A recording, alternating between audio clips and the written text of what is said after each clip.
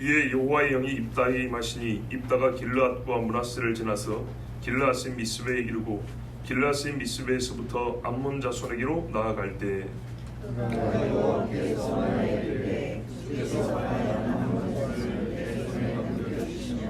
내가 암몬 자손에게서 평안히 돌아올 때 누구든지 내 집 문에서 나와서 나를 영접하는 그는 여호와께 돌릴 것이니 내가 그를 번제물로 드리겠나이다 하니라. 이에 있다가 암몬 자손에게 이르러 그들과 싸우더니 여호와께서 그들을 그의 손에 넘겨주시매 아로엘에서부터 민나세 이르기까지 20성을 치고 또 아벨 그라밈까지 매우 크게 무찌르니 이에 암몬 자손이 이스라엘 자손 앞에 항복하였더라.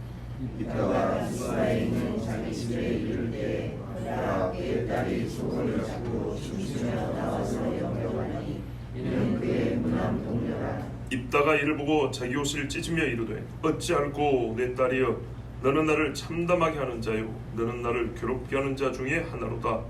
내가 여호와를 향하여 입을 열었으니 능히 돌이키지 못하리로다 하니 딸이 그에게 이르되 나의 아버지여 아버지께서 여호와를 향하여 입을 여셨으니 아버지의 입에서 내 말씀대로 내게 행하소서. 이는 여호와께서 아버지를 위하여 아버지의 대적 암몬 자손에게 용서를 주셨습니다. 또 그의 아버지에게 이르되 이 일만 내게 허락하사 나를 2달만 버려두소서.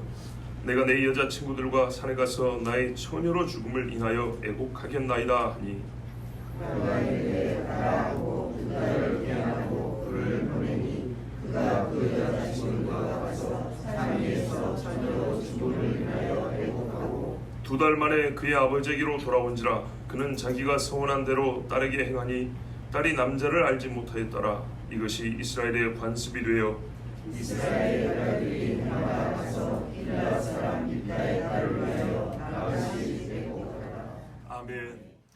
이제 우리는 입다 이야기 세 번째를 맞이했습니다. 결국 우리가 묻는 질문은 이것입니다. 왜 입다는 이처럼 솔직히 말씀드리면 정말 하지 말았어야 할 소원을 했는데도 불구하고 안타깝게도 자기 딸을 번제로 바치는 일을 하게 됐는데도 불구하고 그 어떤 사람도 이스라엘 사람 중에 이를 원하는 사람이 없는데도 불구하고 왜 하나님은 그를 믿음의 사람이라 불렀는가?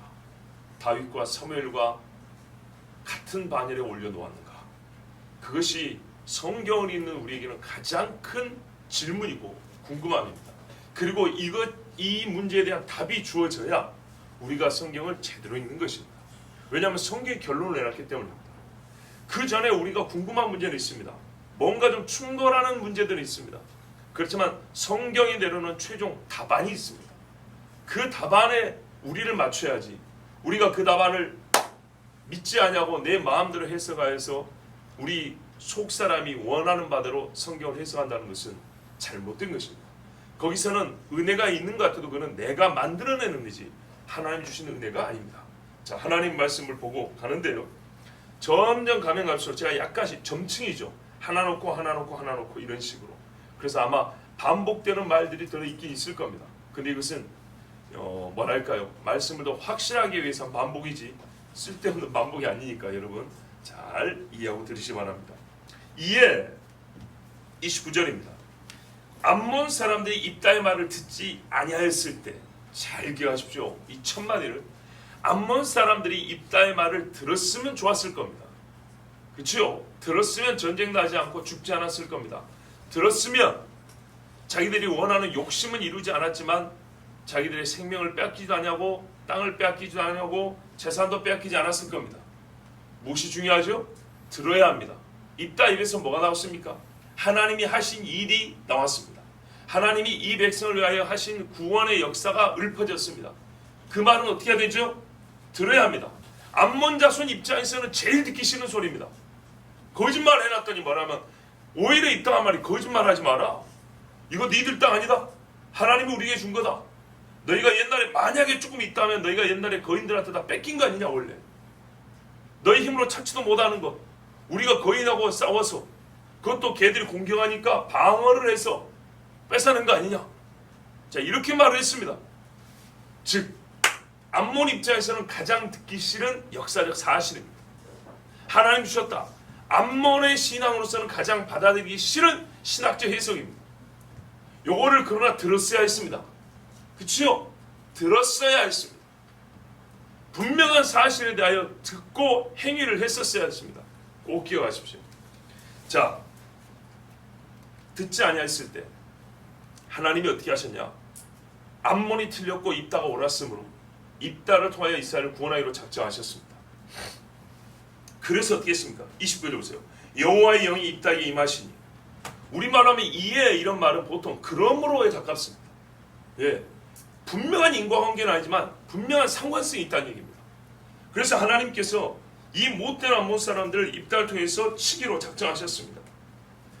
자, 이제 공식적으로 입다가 뭐가 된 거죠? 사사가 된 겁니다. 하나님의 영이 임했습니다. 그러면 결과는요, 반드시 구원합니다. 반드시 구원하게 되어 있습니다. 이미 구원을 받았기 때문에 이스라엘은 하나님을 찬양할 일밖에 남지 않았습니다. 그러나 중요한 것은 그 누구도 이 사실을 또렷하게 어떤 보이는, 눈에 보이는 증거로는 느끼지 아직 못하고 있다는 겁니다. 받은 자 자기밖에 몰라요. 입다 혼자. 자, 입다의 말을 하나님이 들으셨습니다. 하나님을 기쁘게 하는 말이었습니다. 그렇죠? 300년 역사 하나님께서 하신 일입니다. 연설가든 설교자든 대한민국 기독교의 역사를 하나님이 하셨다는 것을 정확하게 읊어대는 자의 말은 여러분 들어야 합니다. 예, 그 바탕 위에 우리가 서 있는 것입니다. 하나님은 높은 곳에서도 낮은 자를 하감하신다고 그랬습니다. 내려와서 들으십니다. 입다의 말을 들으셨습니다. 그 말이 귀에 들린 대로 행해 주셨습니다. 그래서 우리는 말을 잘해야 합니다. 하나님 앞에 언제라도 똑바른 말을 할 줄 알아야 합니다. 하나님이 기뻐하시는 말을 입에 담으시기 바랍니다. 하나님이 글을 쓰십니다. 하나님을 기쁘겠다는 증거입니다. 여호와의 영이 임했다는 것은 분명한 증거입니다. 자, 성경은 말이죠. 입다 이야기에서 우리가 보면은 하나님의 영과 무관하게 느껴지는 구석이 하나도 없습니다. 보세요. 암몬하고 말다툼할 때도 하나님의 영이 있다는 것을 우리가 느낍니다. 또 이 시간에 이후에 입다가 전쟁한 모든 것들을 볼 때도 하나님의 영이 함께한다. 즉 하나님이 보고 계시고 하나님이 함께하시고 하나님이 능력을 줬다는 것을 부정하는 말투로 기록된 것은 하나도 없다는 걸 꼭 기억하셔야 됩니다. 자, 여호와의 영은 입다를 출중한 용사로 세웠습니다. 그리고 그로 하여금 지혜롭게 전쟁을 준비하겠습니다. 29절 말씀 뭐냐면 자기가 있는 데서 시작해서 그 근방에 허락된 시간 안에서 다닐 곳을 다 다니며 군사를 모집했다는 얘기입니다. 이전에 이스라엘 사람들 모인 사람도 있었죠.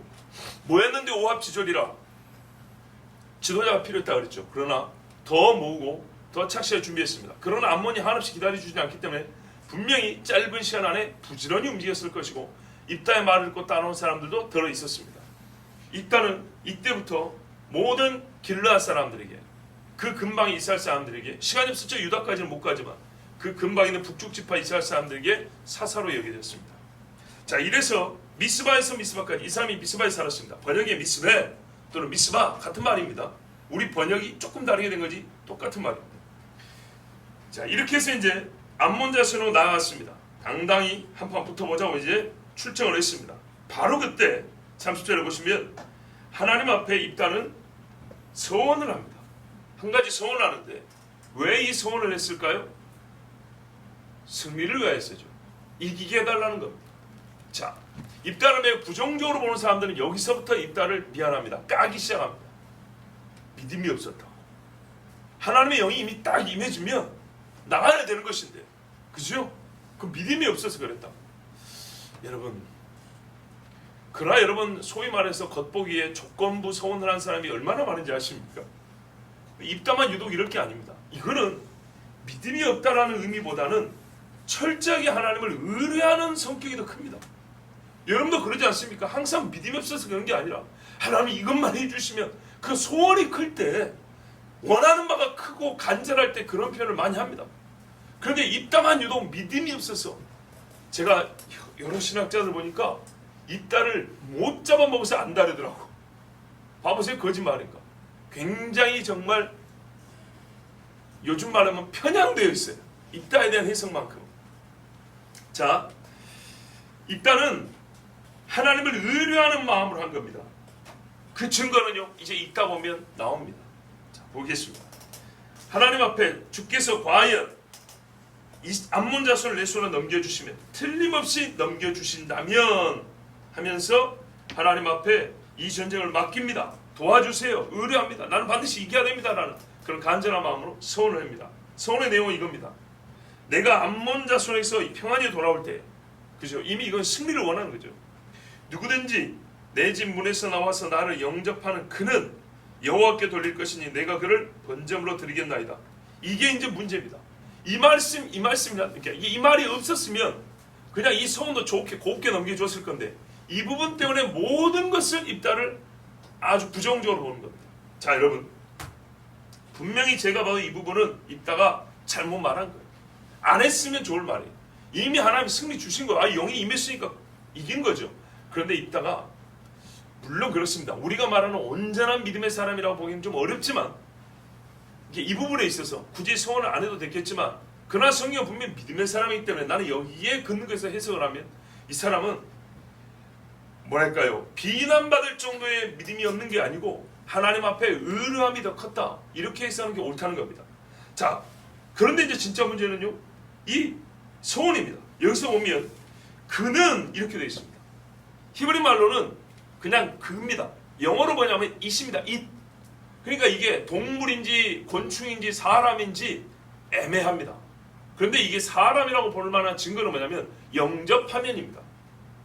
그 집 문 앞에 있는 귀뚜라미가 전부 다 모여가지고 합창을 하겠습니까? 그 집에 개가 몇 마리나 된다고 맨 먼저 나와가지고 주인 앞에 꼴을 치겠습니까? 이런 거는요, 굉장히 오히려 입다를 좋게 해석하려는 사람 내지는 이 상상력이 부족한 사람들입니다. 한국식으로 생각하는 거예요. 그렇죠? 바둑이가 나와서 꼬리를 치면서 막 뛰어들 것이다, 그런 거 아닙니다. 이거 딱 보면 사람이 나올 거 생각한 겁니다. 근데 문제는 이겁니다.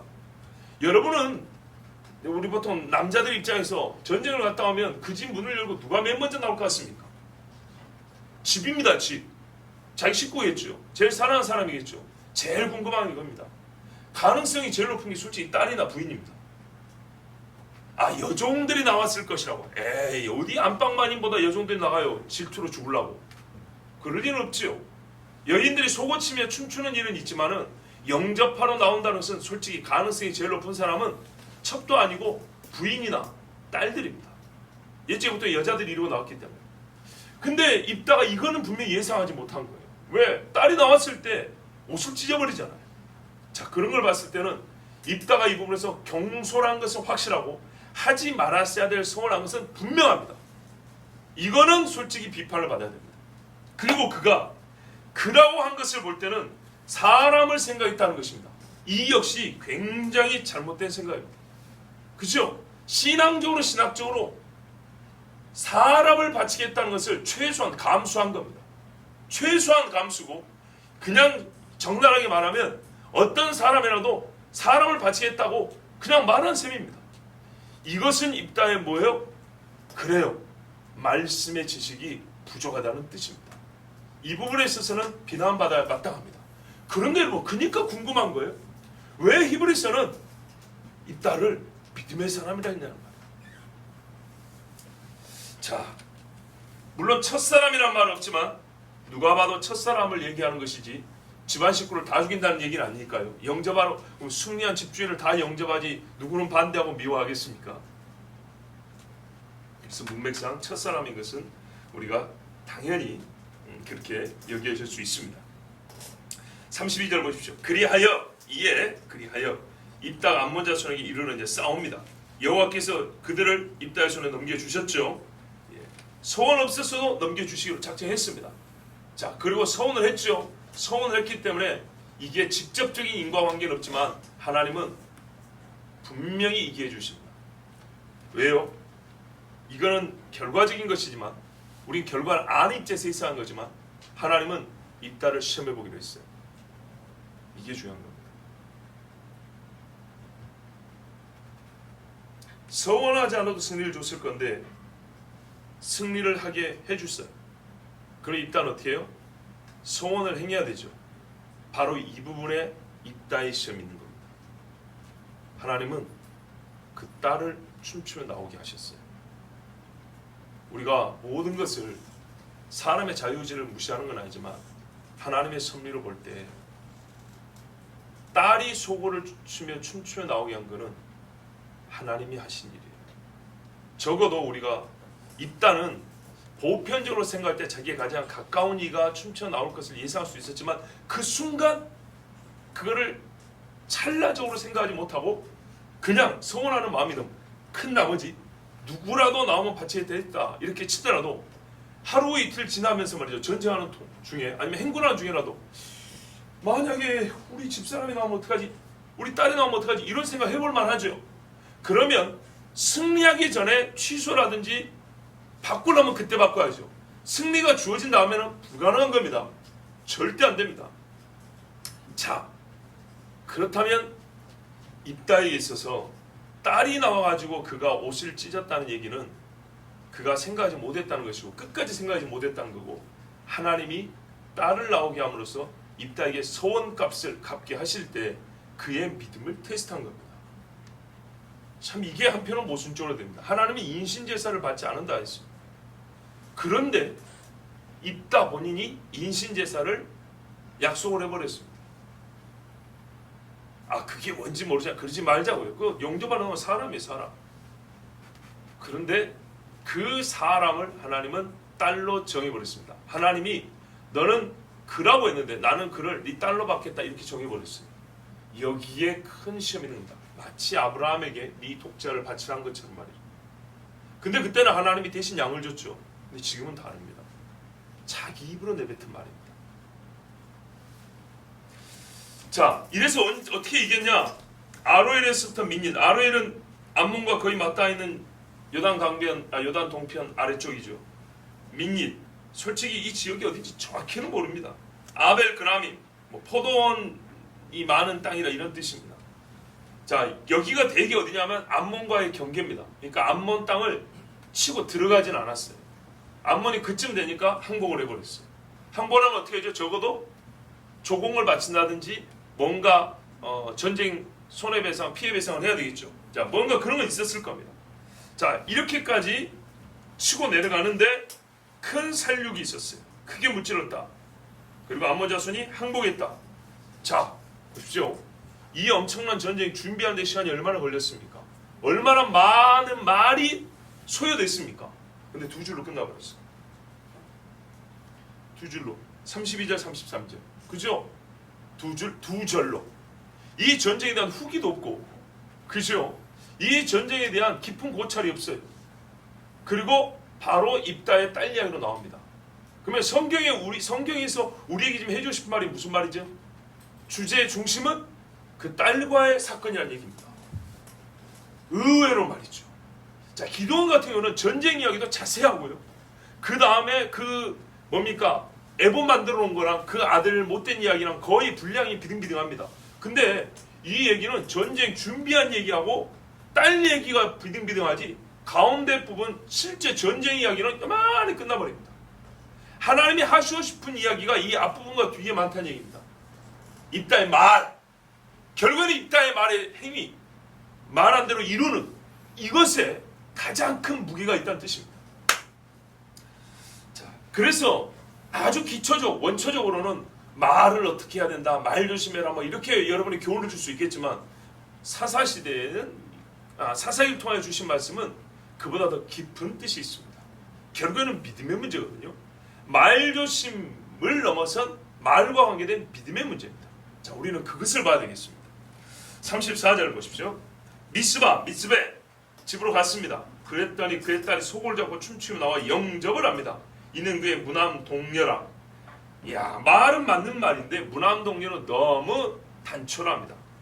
그녀는 그의 외동딸로 그에게 그 딸 외에는 아들이나 딸이 없었더라 하고 히브리 원문은 훨씬 더 길게 말합니다. 같은 말을 저보다 반복을 많이 했습니다. 다시 읽어드릴게요. 그녀는 그의 외동딸로 이러면 끝났는데 그에게는 그 딸 외에는 아들이나 딸이 없더라. 이렇게 길게 말했습니다. 강조하기 위함입니다. 무슨 말입니까? 인간적으로 말해서 입다에게는요, 이 전쟁보다 이 딸이 더 중요하다고 볼 수도 있겠죠. 인간적으로 말합니다. 차라리 내가 죽고 말겠죠. 그만큼 중요한 딸이라는 걸 강조하는 겁니다. 자, 이 중요한 딸에 대해 어떻게 할 거냐? 자기 이름을 전할 사람이 없어요. 고대적 사고로 봤을 때 이거는 최고 불행이고 최고 슬픔이고 최고 수치죠. 이 강조, 이 히브리 원문의 강조를 여러분 느끼면서 이 강조와 함께 해석을 해야 돼요. 더 이상의 자손이 없는 이 집에서 입다가 이 딸에게 어떻게 할 것인가.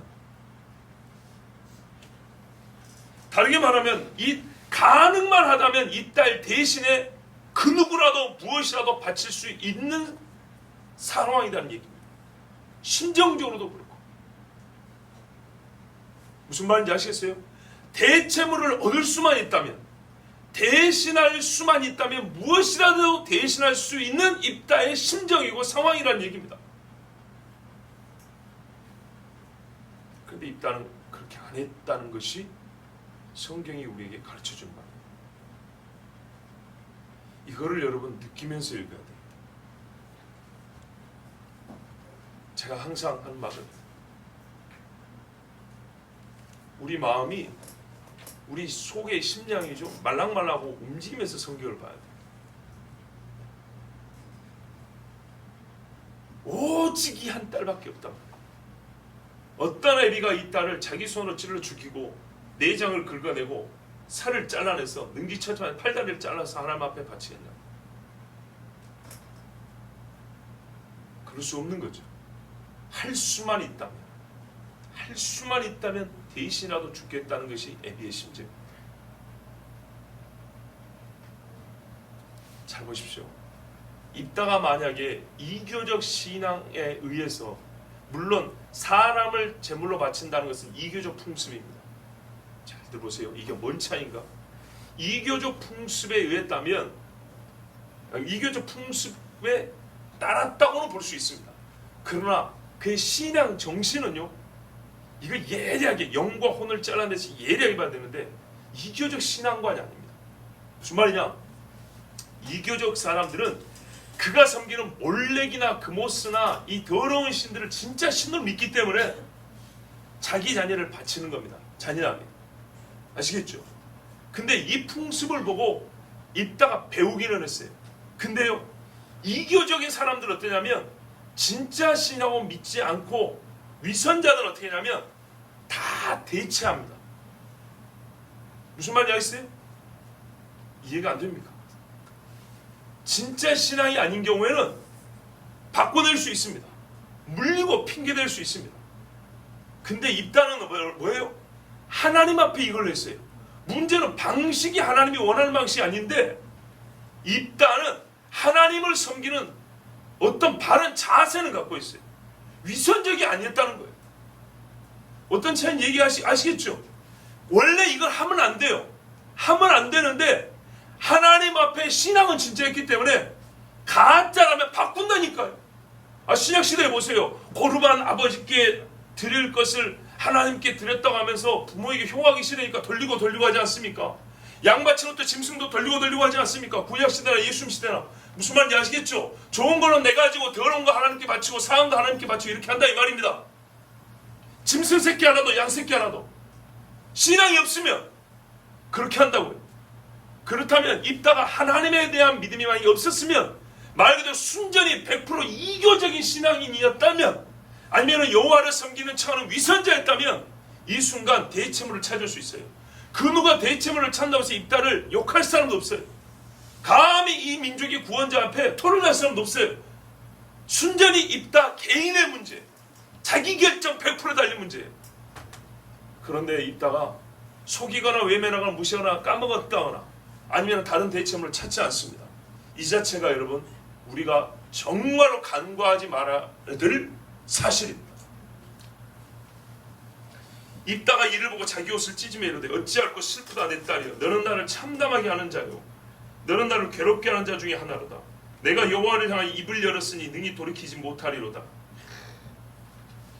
이 사람 초지일관이에요. 항상 자기 말에 확신이 있고요, 확신한 그 말에 대하여 자기 스스로 책임을 집니다. 여러분, 만일 잘 생각해보세요. 전쟁이 시작도 안 했다면 승리를 위하여 딸을 희생했다고 할 것입니다. 무슨 말이냐면 딸을 번제로 바치는 것이 전쟁 시작이 전에 바치고 갔다면 순전히 저 인간이 야 전쟁 이기면 지가 이 동네에 우두머리 된다고 자기 욕심에 의했다고 이랬을 겁니다. 그런데요 전쟁이 끝나버렸습니다. 이긴 걸로 끝나버렸어요. 저 학자들에게 그 똑똑한 분들에게 참 묻고 싶은 거예요. 전사님 두고 하는 얘기 아니니까 너무 괴념치 마옵소서. 자 보세요. 나는 그냥 정말로 왜냐하면 실제로 그렇게 말을 하니까 전쟁이 끝났단 말이에요. 니나 나나 똑같은 인간의 그 성질을 가진 사람 생각해보세요. 승리를 얻어버렸어요. 얻었으니까 화장실 들어갈 때 다르고 나올 때 다르다면서요. 딴소리도 되잖아요. 전쟁을 하기 전에 딸을 바쳤다면 저 인간이 승리의 눈이 멀어서 권력의 눈이 멀어서 그런다 칠 수 있지만은 전쟁을 이기고 왔다고요. 이 백성은 입다가 딸을 바치는지 안 바치는지 상관하지 않아요. 앞머리에서 이기면 끝난 거예요. 이기면 조건이 성립되는 거예요. 이제 뭐 가짜 왕이든 진짜 왕이든 형식적으로 어쨌든 이 민족이 우두머리가 되는 겁니다. 여러분 맞습니까? 맞아요 틀려요? 새벽이라고 너무 그러지 마시고 과감하게 대답해. 맞지요? 예, 여러분이 대답을 잘해줘야 1분이라도 예. 원하는 바를 아직 얻지 못했고 그 원하는 바를 얻는 것이 나에게 큰 이익이 되고 명예와 큰 권력을 준다면 딸을 바치는 자 혹 있을 겁니다. 이스라엘과 전쟁했던 그 암몬인가 모압인가 뭡니까? 성벽에서 자기 아들을 바쳐버린 왕이 하나 있었어요. 그래요. 그런 것처럼 그래서 이스라엘이 아우 저런 놈들은 혀를 차면서 그냥 군단을 물린 적이 있어요. 그런데 이 경우는 다르다고. 이미 전쟁이 승리로 끝나버렸다고. 길르앗의 우두머리가 되어버렸습니다. 완료되어버렸어요.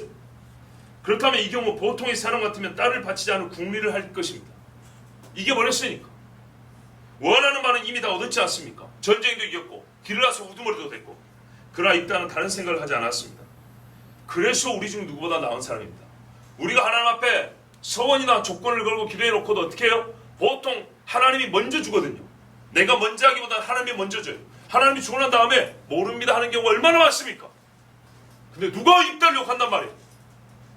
신학교 갈 때도 제 친구들도 그렇고 합격만 시켜주시면 어떤 사람은 입다의 이 참담한 울부짖음도 뭐라 그래요?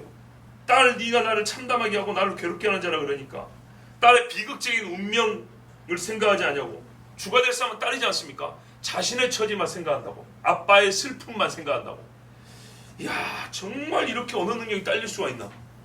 이게 딸은 생각하지 않고 자기 이기적으로 한 말입니까? 예? 너는 나를 괴롭게 하는 딸이로다. 이 예비를 비참하게 하노다. 이게 지금 딸에게 탓을 돌리는 말입니까? 이건 지나친 비난입니다. 그렇게 해석하는 거예요. 딸이 아버지를 힘들게 한다고. 어떻게 그런 해석할 수 있는 거 있어요? 보세요. 한 번 부정적으로 보니까 모든 말이 이렇게 이상하게 나가는 거예요. 삐딱하게. 상식에도 맞지 않게. 여러분 저 역시 입다가 사람을 바치기 위한 서원을 잘했다고 분명히 말하는 건 아니라 했습니다. 그렇지만 자기 입으로 한 서원에 대해 책임을 지는 것을 하나님께서 보셨다는 것을 저는 지금 강조하는 겁니다. 딸이 말을 합니다. 잘 보십시오. 나의 아버지여 아버지께서 여호와를 향하여 입을 여셨으니 아버지 입에서 내 말씀대로 내게 행하소서. 이는 여호와께서 아버지를 위하여 아버지의 대적 암몬 자손에게 원수를 갚으셨음이니이다. 그 아버지 그 딸입니다. 입다의 딸이 몇 살이나 먹은지 모르지만 이건 나이 불문하고 아버지하고 똑같은 정도의 믿음이나 생각을 갖고 있는 딸이 아니면 절대 이렇게 말 못합니다. 이건 한편으로 입다가 충동적으로 서운했을지 모르지만 그의 신앙은 충동적 신앙이 아니었다는 걸 보여줍니다. 하나님 앞에서 자아세는 충동적으로는 자녀가 절대 이렇게 말 못합니다. 아니면 둘 다 이교 신앙에 완전히 매몰되어 있다고 봐야 됩니다. 사람 바치는 인세사를 철저히 신봉하는 그러나 그런 인물들은 아닙니다. 입다의 딸 역시 아버지가 원하는 바를 얻었으니까 전쟁이 승리했으니까 자기는 굳이 바쳐지지 않아도 되는 것 아니냐 이렇게 말하지 않았습니다. 자기 목숨을 내놓아야 할 사람은 그 딸이지만 이 딸은 아버지가 하나님께 소원하였고 하나님께서 아버지와 약속을 지켰다면 아버지도 그 약속을 반드시 지켜야 한다고 말했습니다. 멋진 딸입니다. 정말입니다. 마치 우리가 얼마 전에 봤던 성극에서 오정모 사모님 비슷하죠. 목사님 살아서는 이 감옥을 나올 생각을 하지 마십시오. 자기 안 죽는다고 말을 그렇게 할 수 있나? 그렇게 보면 안 되죠. 목사의 믿음이나 부인 그 사모님의 믿음이나 똑같다고 우리가 보았지요. 그걸 보고 누가 비판하겠습니까? 승리하셔야 합니다. 이 말이 뭔 말입니까? 하나님 앞에 약속한 말 지켜야 된다, 죽어야 된다 그 말 아니겠습니까? 차이가 있다면 입다에 따른 자기 목숨을 잃을 것을 각오하고 아버지께 하나님과의 약속을 어길 생각을 하지 마세요 하고 아버지를 권면했다는 거, 강권했습니다. 정말 이 집의 아비와 딸은 미쳤거나 신실한 사람이나 둘 중에 하나입니다. 왜냐? 이 두 사람이 처한 상황이 어떤 중간지도 허락하지 않는 상황입니다. 그렇죠? 살거나 죽거나 둘 중에 하나입니다. 지키거나 어기거나 둘 중에 하나입니다. 또 그의 아버지에게 뭐라고 말하냐? 37절 보세요. 딱 한 가지만 허락해 주십시오. 2달만 버려두소서. 조금 번역해 홀로 두십시오. 제가 하고 싶은 일이 있습니다. 그 말이에요. 내가 여자친구들, 남자들이 아닙니다. 왜 여자가 강조됐냐? 보세요. 산에 가서 나의 처녀로 죽음을 인하여 애곡하겠나이다. 처녀로 죽은 게 슬프면 요즘 여자들 같으면 남자들하고 2달 동안 신나게 즐기다가라도 죽게 해주십시오. 공식적으로 결혼을 못하더라도 이렇게 말할 것인데 이 아가씨는 그런 게 아닙니다. 2달 동안 자기가 남자를 알지 못하고 죽는 것, 그것을 슬퍼하는데 2달을 쓰겠다는 겁니다. 그러니까 여자친구들하고 하는 겁니다. 산을 오르락 내리락 하면서. 조금 고상하게 표현하면 창조적 복이죠. 결혼하여 집을 이루는 것, 자녀를 생산한 창조적 복을 누리지 못하고 내가 일찍 죽임을 당한다는 것에 대하여 울겠습니다. 육체적 쾌락을 더하고 누리고 죽겠다. 그런 말이 전혀 아닙니다. 이 마지막을, 자기 인생의 마지막을 2달 하나님 앞에 사는 이 모습도 얼마나 이 참 아름다운 신앙의 모습입니까? 그렇지 않습니까? 믿음의 사람들이 죽을 때 그 마지막을 유언하고 하나님 앞에 경건하게 살고자 예배하고 이렇게 죽는데, 이 처녀딸에게 있어서는 이게 가장 자기가 할 수 있는 슬픔과 경건을 동반하여 자기 인생을 마무리할 수 있는 시간, 그렇게 할 수 있는 방법이었습니다. 그래서 입다가 말합니다. 가라. 참 뭔 말을 더 하겠습니까? 2달을 기한하고 보냈습니다. 그래서 이 딸이 자기 동무들 여자들과 함께 가서 산 위에서 처녀로 죽음을 인하여 애곡하고 왔습니다. 번제로 바쳐진다는 것이 아니고요, 처녀로 죽음으로. 그래서 이게 우리의 생각과 다른 겁니다. 아까 말씀드렸죠. 하나님이 주신 사람이 태어나서 죽기까지, 한편으로 말하면 큰 죄만 짓지 않으면 보편적으로 한 번쯤은 누리고 가는, 통과 은혜라도 한 번쯤은 누리는 복들이 다 있어요. 부모를 만나는 복, 그죠? 한 남자와 여자를 사랑해서 결혼해서 그 즐거운 시간을 보내는 복, 자녀를 낳고 하나님의 심정을 느껴보는 복. 정말 이거는 상상을 불가하고 경험을 해봐야 아는 복들입니다. 근데 그런 복을 웬만해서는 하나님이 타락한 인간들이지만 그래도 쫙 한 번씩 누리게 해주셨습니다. 그런데 이 젊은 나이에 죽으면 그 중에 많은 부분을 알지 못하고 죽습니다. 믿음 있는 사람들은 때로 이걸 슬퍼합니다. 하나님께서 허락하신 삶에서 태어나서 죽기까지 주님이 주시는 그 복들을 한번 내가 누려봐야 되는데, 우리의 신앙관이요, 이렇게 좀 성숙해야 됩니다. 예. 내가 뭐 목표하는 바를 이루어야 돼, 이게 아니라 적어도 타락한 인간일지라도 하나님 주신 복이 있는데 나는 그마저도 누리지 못한다는 말이가, 이거는 크게 두 가지죠. 이렇게 서운하는 경우 아니면 진짜 잘못 산 인생이죠. 이거는 죄를 맞이했다는 얘기입니다. 스스로 하나님 주신 창조의 복을 걷어차버린 사람들입니다. 구원의 복은 고사하고. 자, 이래서 2달 만에 아버지에게로 돌아오니까 그가 있다가 자기가 소원한 대로 딸에게 행하였습니다. 번제로 딸을 하나님께 바쳤습니다. 자, 다시 한번 이 일을 두고 서원에서도 비판했지만 이제 결국 딸을 바치자 비판하는 목소리가 드높아졌습니다. 횃불이 타오르듯이 쫙 올라갑니다. 얼마나 비난하는 사람들이 많은가. 제가 일단 오히려 안타까웠습니다. 하나님 앞에서 사람이 내뱉은 말의 중요성을 알면서도 솔직히 입다처럼 하지도 못하는 주제에 수많은 신학자들이 입다를 이렇게까지 비난할 수 있는가? 이 사람들은 얼마나 하나님 앞에 무언가를 약속이나 할 줄 알며 하고 얼마나 지킬 줄이나 아는가? 나는 그걸 진짜 묻고 싶어요. 뭐라고 보통 말하냐면 그가 모압에서 영향을 많이 받았다. 그러니까 이방신을 많이 배웠다는 얘기죠. 이걸 완전히 부인하기는 어려워요. 또 첩의 자식으로서 서러움을 당하고 살았기 때문에 이걸 일거에 일소시키기 위해서 극단적 서원을 했다. 이전형 그래서 내가 반드시 이겨야 되고 그래 내 딸이라도 바쳐도 좋다라는 그런 마음을 했다. 암몬에게 큰 소리는 쳤지만 하나님에 대한 믿음이 없어서 하나님과 거래를 했다. 하나님께 뇌물을 바친 것이다. 다른 사람의 서원은 강력한 의지와 헌신의 표현이라고 보통 설명하는 경우가 많습니다. 그런데 입다의 경우는 불신의 증거다. 하나같이 다 불신이다. 하나님은 영의 헌신을 요구하지 몸의 제사를 요구하지 않으시는데 여호와 종교의 특징을 전혀 이해하지 못한 사람이다. 나는 이게 이해하네요. 몸의 헌신을 하나님 요구하지 않습니까? 레위인들이 칼을 차고 자기 형제자매를 쳐 죽인 걸 어떻게 설명할 건데요? 잘 보세요. 레위인이 금수할 숭배했을 때 하나님이 모세를 통하여 감동을 주셔 말했어요. 칼을 들으라. 누가 여호와 앞에 있을 거냐? 칼을 들으라. 그러면서 말했어요. 부모나 자식이나 형제나 이 끝에서 저 끝에 왔다 갔다 하면서 다 쳐 죽이라고 그랬어요. 3,000명 쳐 죽였어요. 그 중에 어제 나랑 같이 밥 먹었던 친구도 있어요. 하나님이 인신제사를 금했지만 여러분 잘 보세요. 소위 하나님의 종들에 의해서 죽임을 당한 사람 몇 명인지 아십니까?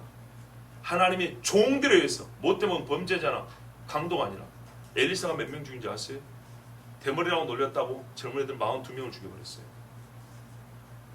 성경을 있는 그대로 보세요. 엘리야는요. 아합이 부른다고 하는데 솔직히 좀 겁이 났어요. 그래서 말해요. 여호와께서 살아계셔 내가 하나님의 종이라면 하늘에서 불이 내려 너희를 태워 죽이겠어. 50명 100명 죽여버렸어요. 맞지요? 맞아요? 틀려요? 베드로는요. 그게 누구야? 아나냐 삽비라 헌금정 갇혔다고 그 자리에서 2명 죽여버렸어요. 그죠? 세상 형법에서는 과연 이게 사람을 죽인 도구가 되냐 하고 사형죄를 논할지 헷갈리지만 분명한 사실은 이 사람들 말에 의해서 하나님이 그들을 죽여줬다는 겁니다. 그래서 우리식으로 그냥 편하게 말하면 하나님의 사람들이요, 하나님의 종들이요, 선지자와 사도가 자기 백성을 죽인 일이 있다는 걸 아셔야 돼요. 굉장히 이거 진짜 신학적으로 이거 깊은 사고가 필요한 이야기입니다. 참아도 됐었어요. 차라리 너희들을 죽이느니 내가 놀림을 받고 말고 내가 죽고 말겠다. 이래야 우리가 보는 고상한 선지자죠. 고상한 하나님의 종들이죠. 그죠? 만약에 제가 여러분 누가 나를 욕한다 해서 내가 하나님의 종이면 당장 소리만 할지어다 라고 소리 이러고서요. 이러고. 그거보다 하나님 차라리 제가 욕을 얻어먹고 그냥 조롱을 받고 살기 시작. 이래야 참 목사죠. 그죠? 여러분 그건 인간적인 마음이에요. 여러분이 만들어낸 상이에요.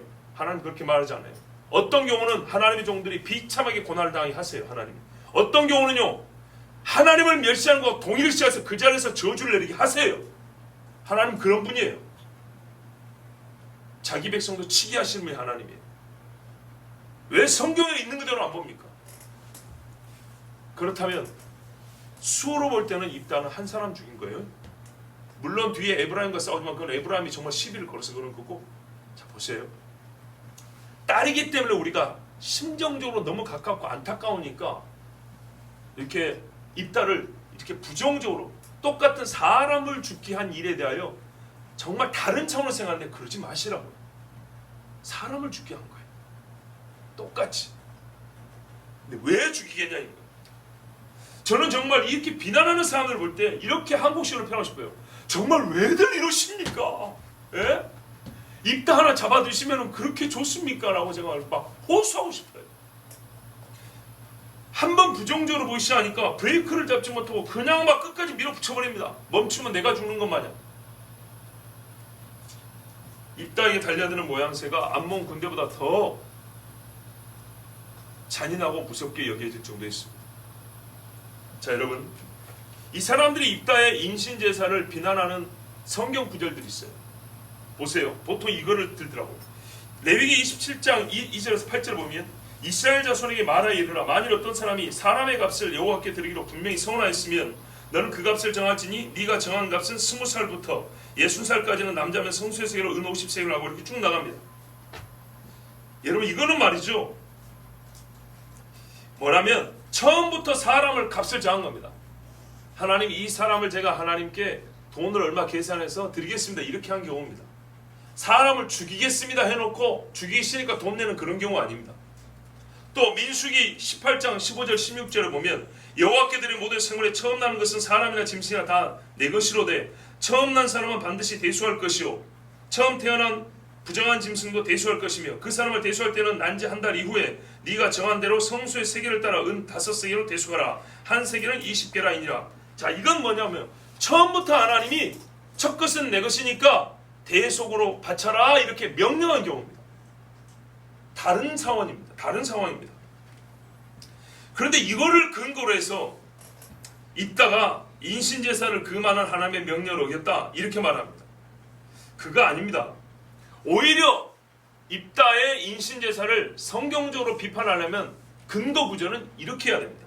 레위기 18장 21절에 너는 결단코 자녀를 몰래게 주어 불러 통과하게 함으로 내 하나님의 이름을 욕되게 하지 말라. 나는 여호와이니라. 아, 하나님이 자녀를 불태워 주인 것을 원하지 않는 거야. 이것도 분명히 인신제사는 말했지만 추론이 가능한 겁니다. 신명기 12장 31절에서 유추하는 것도 옳습니다.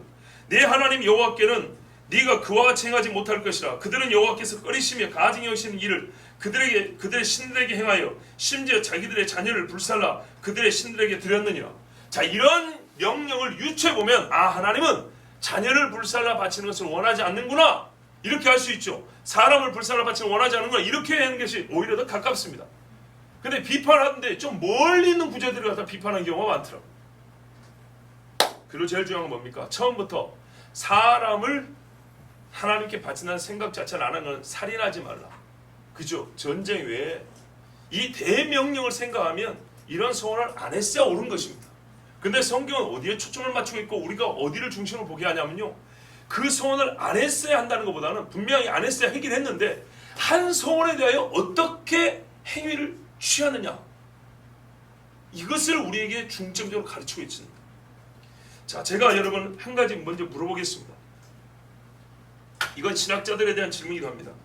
왜 당신들은 혹은 여러분들은 입다의 딸에 대해서는 비판하지 않습니까? 이게 신학적으로 잘못된 것이라면 입다의 딸도 입다와 같은 입장이지 않습니까? 그럼 입다의 딸도 비판해야죠. 여러분, 제가 말하는 거는 입다의 딸은 죽었으니까 그러지 말라고요. 죽인 자와 죽은 자를 말하는 게 아니라 그들의 생각을 얘기하는 겁니다. 그들의 판단에 대한, 그들의 판단에 대해 같은 판단을 내려야죠. 죽은 사람은 여러분 잘못이 없습니까? 미안하지만 최근에 모 시장이 죽었습니다. 죽었으니까 그가 생전에 잘못한 것에 대해서 그냥 다 돕고 맙니까? 그러지 않습니다. 그러면 역사적 인물들에 대한 판단은 전혀 하면 안 되겠죠. 다 죽은 사람 아닙니까? 얼마 전에 모 장군이 또한 돌아가셨죠. 그 사람의 생전의 공과에 대해서도 지금 논란이 분분하죠. 죽었는데요. 그 가족의 슬픔을 우리가 이해하지 못합니까? 죽은 사람 갖고 왜 그래요? 그렇습니다. 죽었다고 말을 하지 않는 것은 아닙니다. 입다의 딸에 대해서 얘기해보자고. 근데 한 사람도 공장에 입다의 딸의 신학과 신앙에 대해서 비판하는 사람은 없었어요. 도덕적 판단과 신학적 판단에서 입다의 딸을 왜 제어해야 합니까? 입다의 딸은 오히려 아비의 서원 이행을 독려하였습니다. 그렇게 하라고 말한 유일한 사람입니다. 오히려 다른 핑계를 낼 수 있게 말하는 사람도 있었을 겁니다. 그 주변에. 딸을 바쳐야 돼. 그 집 종들이 안 말렸겠습니까? 효심이 지극한지 칭찬해 줘야겠군요. 그렇습니까? 만일 입다가 이교적 믿음으로 불신앙의 증거로 인신제사를 약속하였다면 그의 순응한 입다의 딸도 죽음은 안타깝지만 그의 언행에 대하여 입다와 같은 판단을 받아야 합니다. 그러나 그 누구도 입다의 딸에 대해서는 신학적 판단을 내리지 않습니다. 한 번도 못 봤습니다. 같은 믿음에 같은 결과를 일으킨 공범인데 왜 그녀는 열외입니까? 잘 들어보십시오. 입다의 행위에 대한 이스라엘의 부정적 평가는 없습니다. 이스라엘 사람들이 부정적 평가하는 사람은 없습니다. 물론 후에 주석가들이 그래도 뭔가 좀 이게 깨름치게 해서 막 좋게 해석을 날립니다. 나는 절대 그렇게 하지 않습니다. 여러분 그동안에 제 설교 많이 들으지 알지만 나는 그냥 성경대로 합니다. 이쁘게 포장할 일도 없고 지나치게 비난하고 밟고 일어설 일도 없습니다. 주신 대로 가는 겁니다. 히브리서는 분명히 입다를 믿음의 사람을 선포했습니다. 하나님이 선포한 걸 그 누가 바꿀 수 있겠습니까? 저는 성경을 따릅니다. 그렇다면 여러분과 나는 지금까지 읽은 입다 이야기에서 그의 믿음을 찾을 줄 알아야 합니다. 성경대로 불신의 행위가 아닌 믿음의 행위를 찾는 데 초점을 맞춰야 합니다. 자기 딸을 번제로 바치게 된 서원이 온전하다고 말하는 것은 아닙니다. 과연 입다의 서원답다 그 말이 아닙니다. 서원은 원래 이런 식으로 하면 안 되는 것이죠. 그렇지만 그럼에도 불구하고 믿음의 사람이라 하지 않습니까? 기도원이 배우 에봇이 아니라 금붙이로 에봇을 만들었지만 그래도 믿음을 하나님은 말해주고 있지 않습니까? 아브라함이 뭐 했습니까? 자기 부인을 팔아넘기기까지 솔직히 그랬죠. 그렇지만서도 믿음의 사람, 믿음의 조상이라 하지 않습니까? 그럼 우리는 거기서도 어쨌든 간에 과에 대해서 우리가 그거는 약간은 뭡니까? 비판도 할 수 있고 타산지석처럼 교훈을 얻을 수 있지만은 분명한 것은 중심으로는 믿음을 찾아야 되는 것이죠. 그런데 믿음을 찾으려고 하지 않더라고요. 입다를 비판하는 신학자들 중에 히브리서를 인용한 사람을 한 명도 못 봤어요. 왜요? 히브리서를 인용하면 자기들의 결론을 바꿔야 되기 때문입니다. 모든 악행의 모범으로 세워놨거든요. 제가 약간 반쯤 우스개로 한 그 모질이 삼총사 중에 완전히 그냥 우두머리로 그렇게 본단 말이죠. 왜? 자기 딸을 죽였으니까. 삼손은 아주 나쁜 짓을 많이 얘기를 했지만은 그래도 자기 식구를 죽이지는 않았지 않습니까? 하지만 입다를 이렇게 삐뚤어진 눈으로 보는 것은 성경에 허용하지 않습니다. 그보다 입다의 믿음을 발견하려 애써야 하고 그중 가장 크고 강력한 믿음의 한 곳을 지목할 수 있어야 합니다. 이삭 그러면 딱 집어가지고 요셉 그러면 딱 집어갈 수 있듯이 어디가 입다의 믿음이 있는 곳입니까? 여러분은 제가 설교를 많이 안 했다면 여러분은 히브리서를 통해서 입다는 믿음이기도 하고 어디를 찍겠습니까? 이 사사를 읽으면서 제 설교를 안 들었다면 성경에 말하는 입다의 믿음이 여기구나 하고 딱 반으로 찌를 수 있는 곳이 어디겠습니까? 솔직히 말해서 어렵죠? 그래서 잘못 읽은 겁니다. 분명히 찍어낼 수 있어야 됩니다. 근데 성경에 어디를 찍을 것 같습니까? 암몬을 이긴 걸 찍을 것 같습니까? 암몬을 향하여 그가 하나님에 와서 변제한 거 분명히 찌를 수도 있죠. 근데 더 깊게 확실하게 찌를 수 있는 곳은 딸을 바친 곳입니다.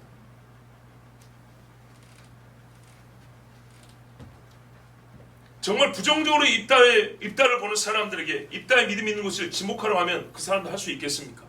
성경은 할 수 있는데 하지 못한다면 여러분이나 나나 누구든지 어떤 사람이라도 이 사람은 성경을 거스르는 사람입니다. 저는 입다를 비판한 학자들 중 히브리서를 인용하고 입다의 믿음을 칭찬한 자를 본 적이 없습니다. 입다의 믿음이 여기라고 성경이나 입다의 믿음이 여기라고 지목하여 딱 찍어낸 것을 본 적이 없습니다. 하나님은 입다가 가장 소중히 여기는 딸을 가지고 그의 서원 이행을 요구하십니다. 이제부터 보십시오. 다르게 말하면 맹세의 책임을 딸로서 물으셨습니다. 성경은 입다가 전쟁한 이야기는 단 2절에 다 집어넣어 마무리했습니다. 그러나 딸을 번제로 바치는 일에는 훨씬 더 많은 말로 자세히 기록했습니다. 이는 그의 부도덕함이나 불신이나 잔인함을 강조하고 동시에 이런 인간 쓰레기를 쓰신 하나님의 위대하심과 신실하심을 알리기 위함이 아닙니다. 어떤 사람이 이렇게 해석하더라고요. 이걸 왜 많이 기록했냐? 이런 모자란 인간을 하나님 쓰셨다. 하나님 만세! 그러려고 이렇게 길게 썼다는 겁니다. 이 목사가 늘 강조하는 바 그 자체 옳은 말이고 좋은 말이라도 성경의 맥락과 하나님께서 지금 하시고자 하는 말씀에 일치하게 말하고 있습니다. 하나님의 위대하심과 신실하심을 항상 우리는 볼 수 있어야 합니다. 당연한 것입니다. 입다에도 당연히 있습니다. 그러나 입다를 이렇게 뭉개고 짓이겨 놓고 난 다음에 하나님의 위대하심을 운운하는 것은 도리어 하나님께서 위대하게 쓰신 자를 감히 내가 욕보이는 것입니다. 무슨 말인지 아시겠죠? 어느 구절이나 대놓고 하나님 위대하심 다 말할 수 있어요. 그러나 지금은요, 입다를 통하여 하나님을 보라는 얘기입니다. 입다의 행위를 통하여. 그런데 이런 입다의 잘못된 행위에도 불구하고 하나님은 쓰셨습니다. 여러분, 우리가 개떡 같을지라도 하나님은 쓰십니다. 이런 이야기 하려고 입다에 이렇게 길게 쓴 게 아니에요.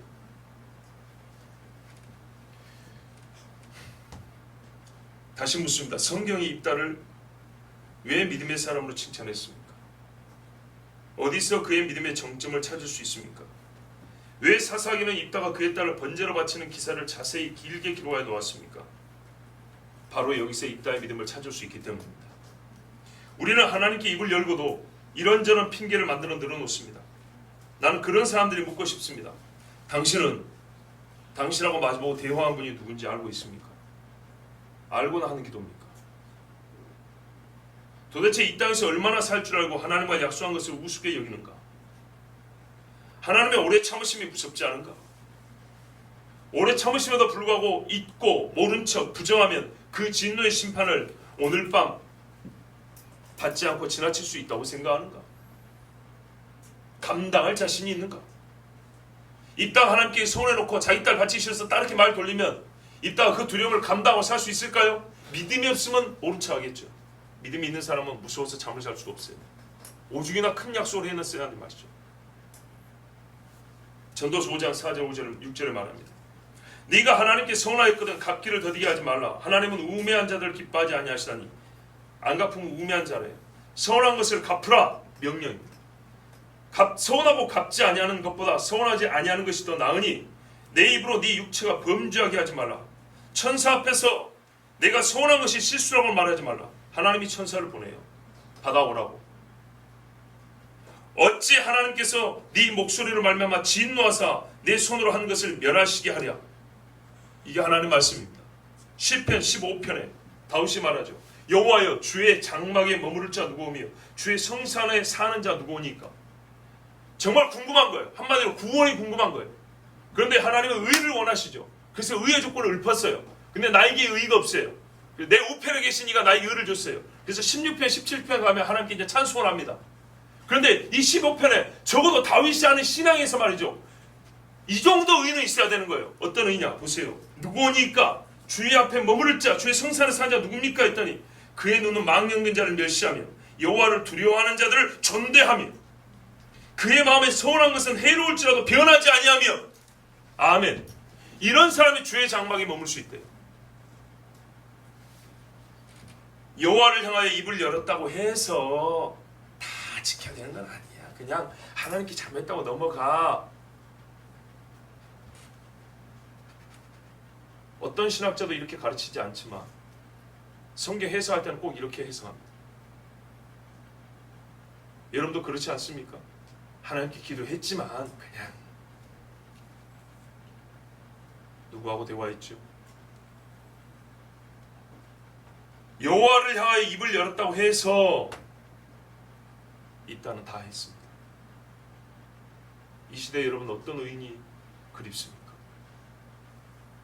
누가 의인입니까? 믿음으로 말미암아 얻는 덧입혀진 의가 아니라 순종의 의는 누구에게 있습니까? 이 말씀이 이 땅에서 행해지기 위하여 주신 말씀인데 이 말씀을 행하는 의는 어디에 있습니까? 입다는 자기 딸까지 바쳐서 다 했습니다. 누가 이보다 큰 것을 걸고 하나님께 서운한 적 있습니까? 여러분 건강을 걸었습니까? 재물을 걸었습니까? 땅을 걸었습니까? 그런데도 못하겠습니까?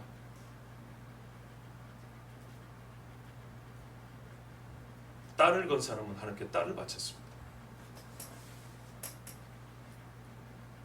이 사람 입다 앞에서 어디 한번 핑계를 대보십시오.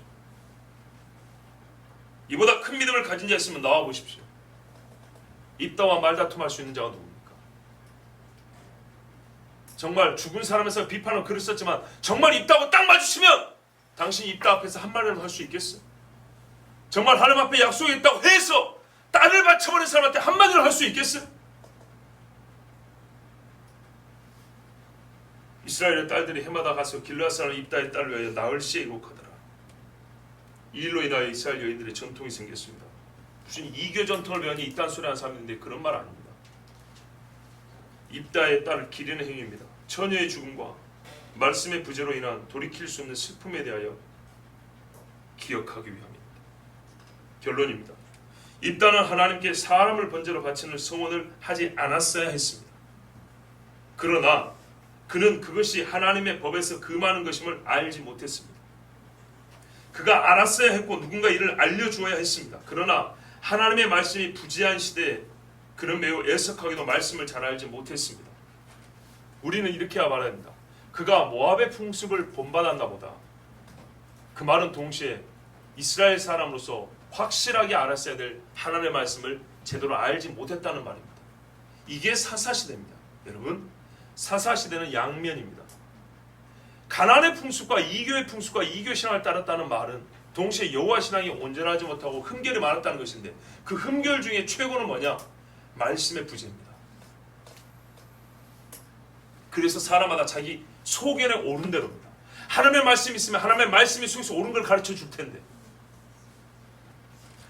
누군가 이를 알려주어야 했지만 알려주는 이가 없었습니다.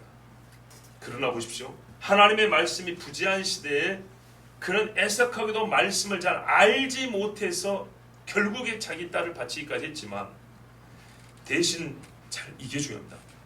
입다는 그가 확실히 들었고 들었기 때문에 믿었으며 믿었기에 순종한 말씀이 있었습니다. 하나님과의 약속은 지켜야 한다. 하나님께 맹세하고 선언한 것은 반드시 지켜야 한다. 더 많은 말씀을 더 풍부하게 알았어야 했으면 좋았을 뻔했어요. 그런데 입다는 많이 몰랐어요. 이스라엘 역사도 잘 알았어요. 그러나 요즘 표현을 말하면 신학적 해석이 좀 부족해요. 그에게 깊이 있게 가르치는 사람은 없었어요. 왜? 보세요. 첫째 자식으로 도망다니기 바쁘고 불량한 애들하고 그래도 살면서 그래도 이 정도면 솔직히 잘 큰 거예요. 그런데요, 그렇게 험하게 크면서도 적어도 이스라엘 사람 다움은 하나 있었어요. 이스라엘 사람은 하나님과 약속한 건 반드시 지켜야 한다. 일단은 그가 아는 말씀에 신실하였습니다. 여러분, 100을 합니까? 1000을 합니까? 10,000을 합니까? 하나를 합니까? 하나라면 그 하나에 신실하십시오. 100을 한 사람은 100에 신실하세요. 그래서 하나님 말씀하죠. 많이 받은 자는 많이 달할 것이요. 입다에게 불행이라면, 정말 근본적 의미에서 불행이라면 그가 여호와의 말씀을 더 알았어야 했다는 것입니다. 시대가 어두울 때 벌어진 일입니다, 여러분. 이게 가장 성경에서 항상 우리에게 주치시키는 바입니다. 시대가 어려운 것은요, 말씀이 없어서 사람들이 비틀비틀한다는 거예요. 입다는 이 인간됨을 볼 때 솔직히 나름대로 순수한 사람이에요. 양심이 곧고 깨끗한 사람이에요. 핑계대지 않지 않습니까? 하지만 그에게 말씀이 들려지지 않는 삶을 살았습니다. 그가 살던 시대에는 모든 사람이 자기 속에는 옳은 대로 살고, 말은 많이 했지만, 왜 자기 속에는 옳은 걸 말은 많이 했지만 정작 하나님의 말씀, 여호와의 말씀을 전하는 자, 그 말씀을 법으로 두고 사는 사람을 찾기 어려운 시대였습니다. 먹지 못한 배고픔이 아니라 말씀이 없는 기갈의 시대였습니다. 그 결과 이 믿음의 사람은 자기가 아는 말씀으로 변증하고 싸웠습니다. 자기가 아는 말씀의 한계에서 철저히 순종 복종했습니다. 그러므로 그는 무지한 자일지언정 믿음이 없는 자가 아니요 여호와께서 쓰신 자이지 여호와를 욕되게 한 자가 아닙니다. 영국 신학자 마이클 월코크, 참 사사 여러 학자들 말 중에 나는 이분의 말이 그래도 그 중에 가장 합당하다고 얘기합니다. 이렇게 결론을 내렸습니다. 그가 행한 일은 성경 전체에서 정죄하고 있는 것이다. 사람을 번제물로 바치는 거 말이죠. 잘 보세요. 구별해 드려야 돼요. 그가 행한 일은 성경 전체에서 정죄하고 있는 것이다. 그러나 그가 그 일을 행한 이유는 성경 전체에서 칭찬하고 있는 것이다.